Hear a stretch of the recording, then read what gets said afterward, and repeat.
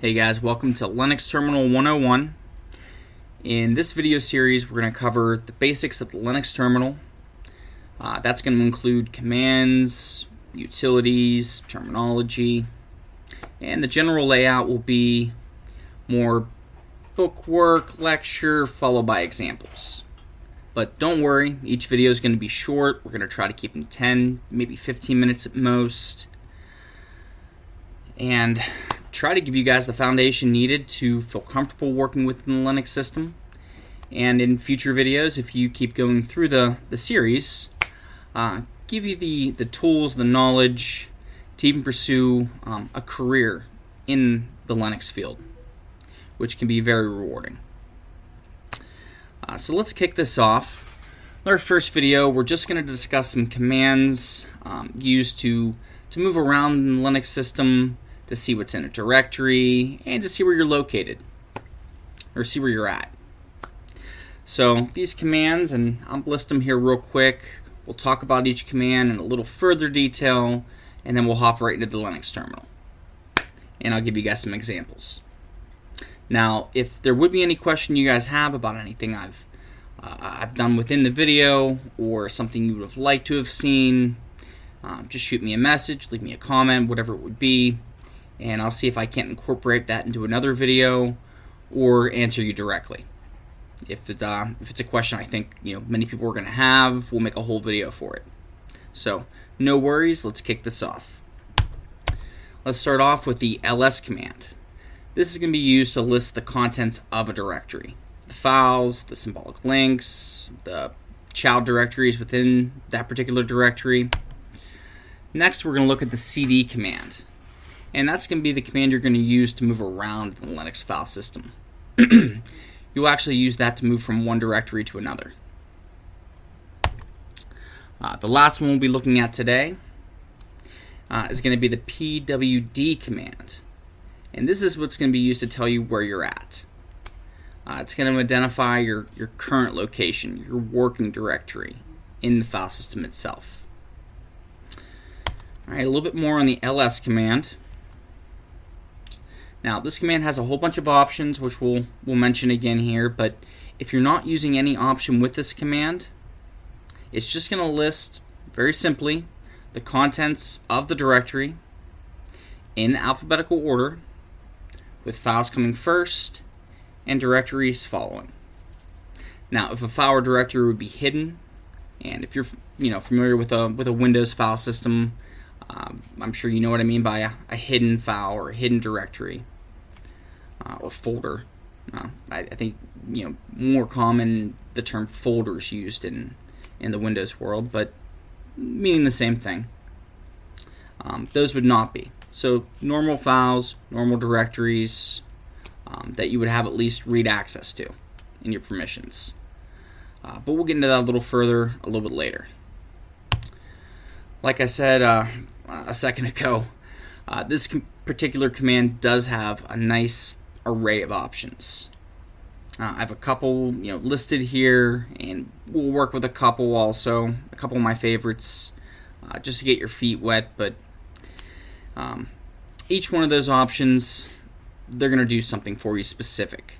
They're either going to change the way the command results are organized, what's included in the results, but we can get into that further in the examples. The last command we're going to look at is going to be the second command we're going to look at is going to be the cd command.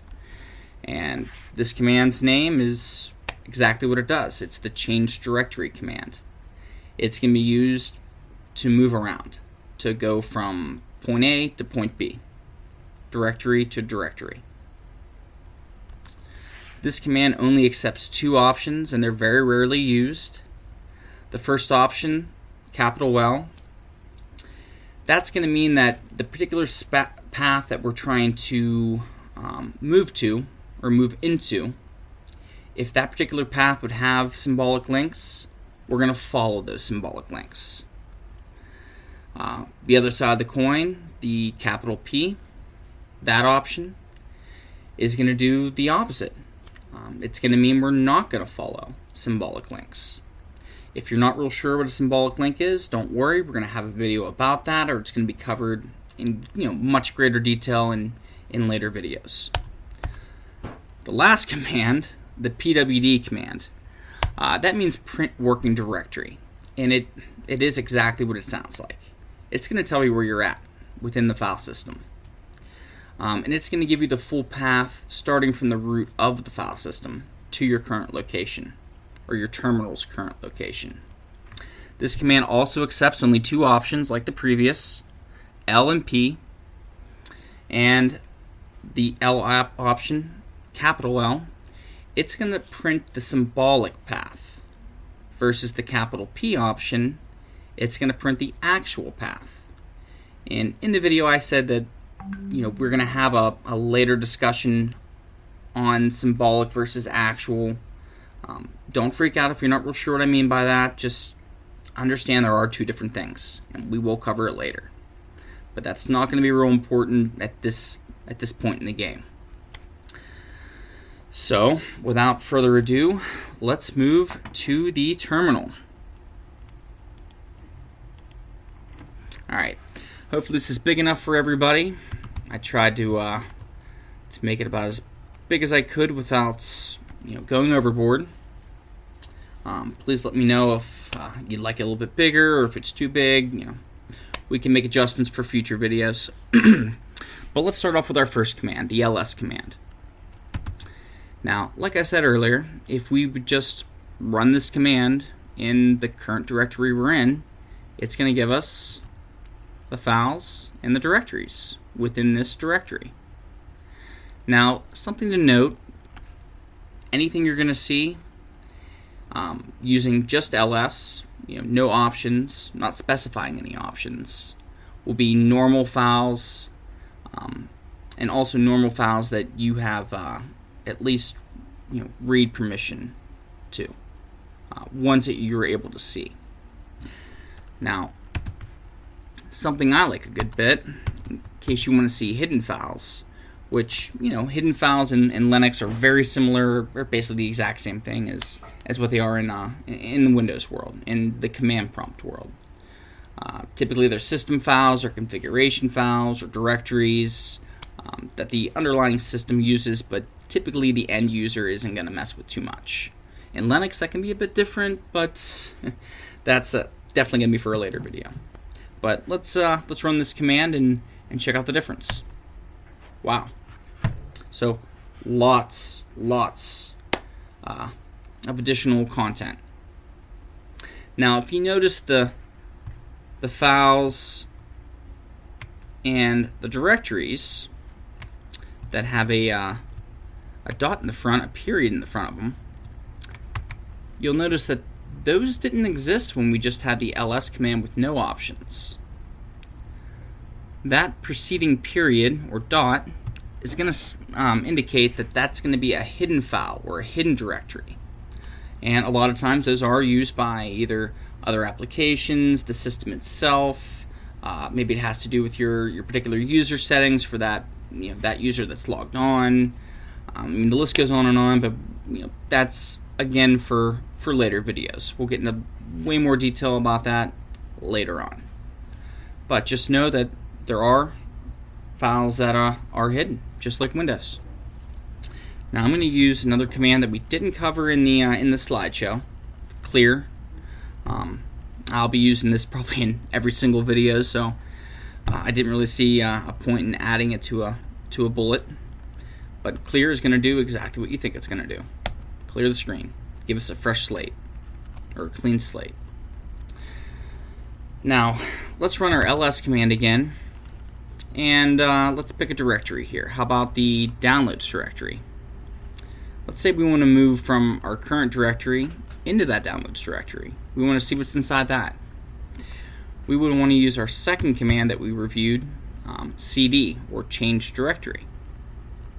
Now, a specific difference between running this command on a Windows system in command prompt versus on a Linux system. Linux is case sensitive. So in a Windows system, this would work fine. change directory downloads. On Linux, not so much. No such file or directory. Again, that is because it's case sensitive. If we would change this to a capital D, no problems, no errors. Another little thing that you'll see me do in probably every single video, I mean, I can't promise it, but I think it's very likely. Similarly to the clear command, will be change directory followed by a space and 2 dots. The 2 dots indicates the parent directory. So basically I'm saying go up 1 level. And if we'd run this, you'll see that it does exactly that. And we can actually tie in our third command, our pwd command, with this to show this a little bit more clearly. So pwd shows us at /home /color, which is my last name. But if we were to, let's just go back to this command, move into the downloads directory, and we'd run pwd again, you'll see that the output's different. It's saying we're inside the downloads directory, which is inside the color directory, which is inside the home directory, which is right off the root of the file system. So using our ... we can go back a directory. Let's clear the screen out one more time. Now, you don't actually have to be inside the directory to, show its contents. Like that. We can actually use ls, specify this current directory.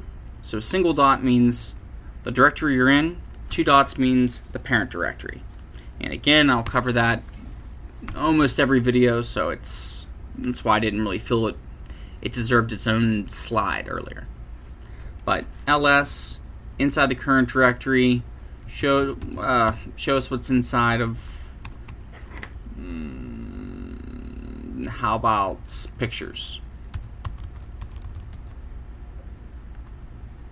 And it does exactly that. It shows us what's inside the picture directory. And just to verify, let's say we'd move to pictures and we'd run the ls. You'll see that these 2 outputs are exactly the same. This one because we're inside the pictures directory, we ran ls, and this one because we specified the pictures directory.